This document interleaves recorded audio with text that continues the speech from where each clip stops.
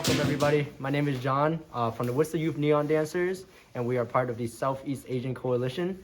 We're here today to demonstrate a little skit for you guys. Here we have some villagers, just a little explanation of what you're going to be seeing.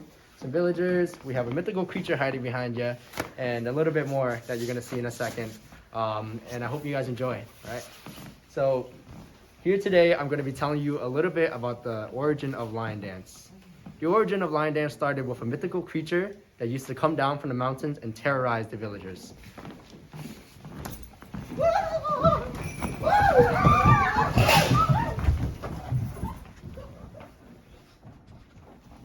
Day by day, this creature used to wreak havoc, until suddenly, the villagers had enough.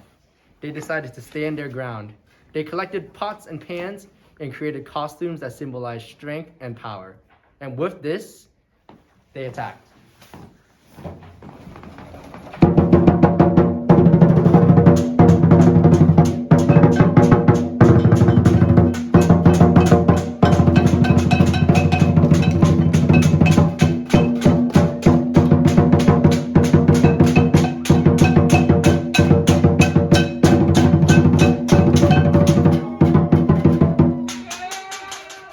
And with that, the legend of lion dance was born.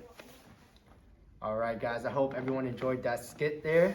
We're just going to explain a little bit more about what lion dance is past that. So traditionally, once again, lion dance represents power and culture, and it was used to ward away evil spirits. Back then, people would offer money, fruits, gold as a way to kind of offer themselves good luck in different forms of ways.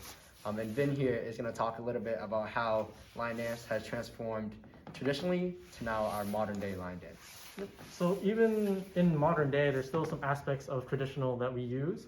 Lion dance is still seen a lot at weddings, New Year's celebrations, and grand store openings, or even just common day events.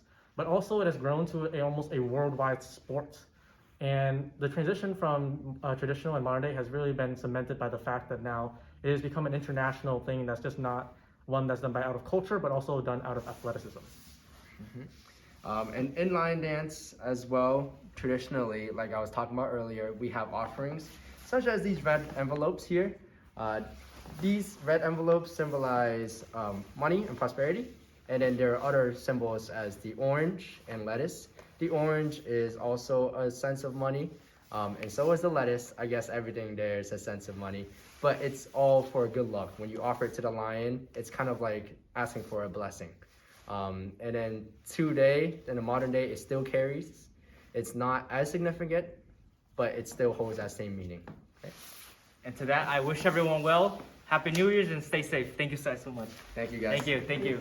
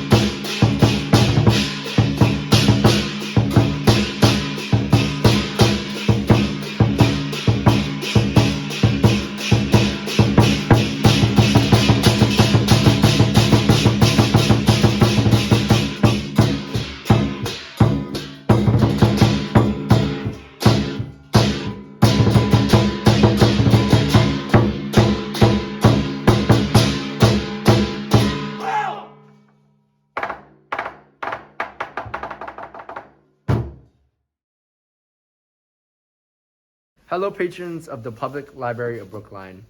We are the Worcester Youth Neon Dancers, and we are so happy to celebrate Lunar New Year with you.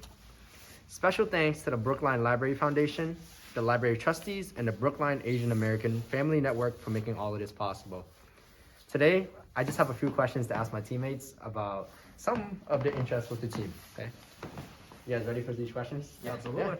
My first question for you is, what made you interested to learn and perform line dance? Well, I guess I can go first. I actually joined pretty early, I guess, in terms of at least around here. I joined in the 7th grade.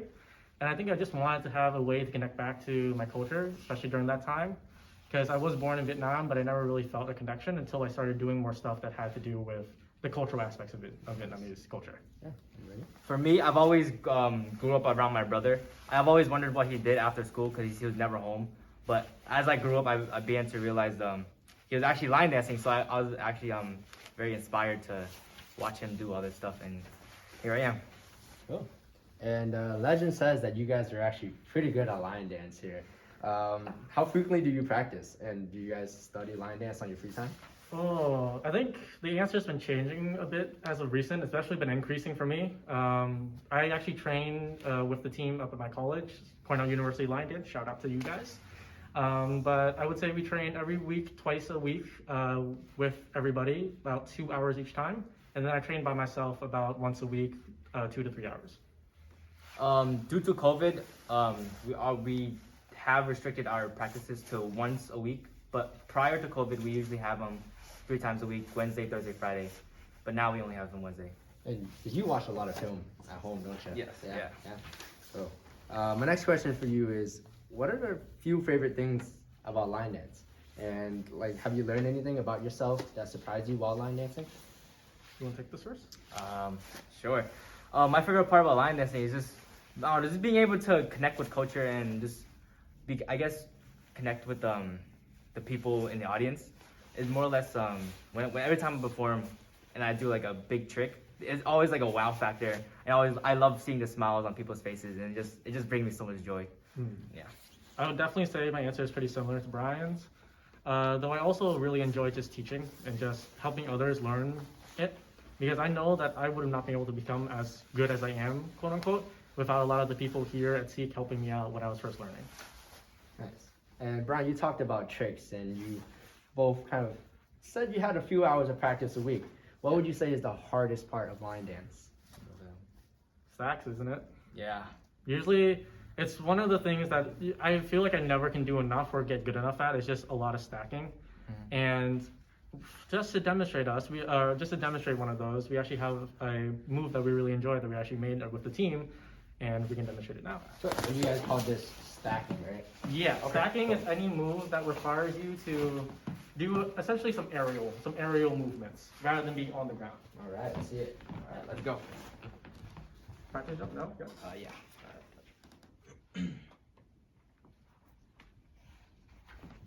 Ready?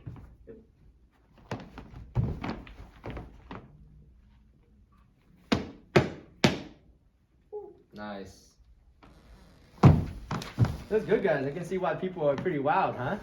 Yeah. It's always surprising when you see someone fly up that high. Yeah, it is. Well, you know what's even more surprising is that these costumes look pretty heavy. How much do they weigh for you guys to be jumping around like that? Generally, the costumes we usually use are around 10 to 15 pounds per line. That's also including the body that comes along with it. So yeah. Yeah, would you guys say they're comfortable? Ooh.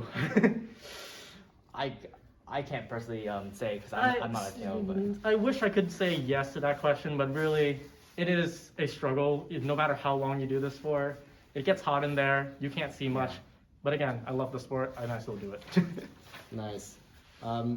Is there anyone that can do line dancing? Is it like cultural only? Do you have to be a certain ethnicity, or is it anyone who just wants to connect with culture, especially the Southeast Asian culture, anyone can participate in this sport. Yeah, no, absolutely. I love always extending invitations out to anybody who wants to learn, because at the end of the day, I want people who want to learn rather than those who feel like they have to learn. Now, do you guys think that line dance is essential to New Year's, especially Lunar New Year's? I'm a little biased. I was born in Vietnam. I grew up looking at all the festivities there, and it's always been a major part, so I have to say yes for me. Yeah, same answer for him. Yeah. All right. Well, would you guys say you have a favorite thing about Lunar New Year's that isn't line dance? Oh, Something that we could share maybe about our culture to everyone else as well? That's a good question. That's a very good question. I'd say. Oh, I have to get back on the other one. I can go first. I can answer that actually too. Besides line dancing, one of my favorite ever thinks about Lunar New Year's is being able to spend time with family. And there's all these special treats and goods, such as like moon cakes. We have these dried fruits that come in, and specific cakes and foods that you only cook and make for Lunar New Year's. And it's that time of the year, similar to, regular New Year's, but culturally, knowing that you're in touch with culture with your family is my favorite part. Mm. Yeah. I think I have to extend that a little bit too, because over here you don't usually get that opportunity during Lunar New Year to have that big family gathering. But I know for a fact in Vietnam, you might have a small gathering at Thanksgiving, you might have a medium-sized gathering on Christmas or one of the other holidays, but for Lunar New Year, everybody's over. Everybody's over for as long as you want, and it's an amazing time. They took the word right out of my mouth. But I also love the festivals that we host. Yeah. Well, that's all my questions I have for you guys today. Thank you. And thank you guys for listening. Thank you guys. Thank you. Thank you. Thank you.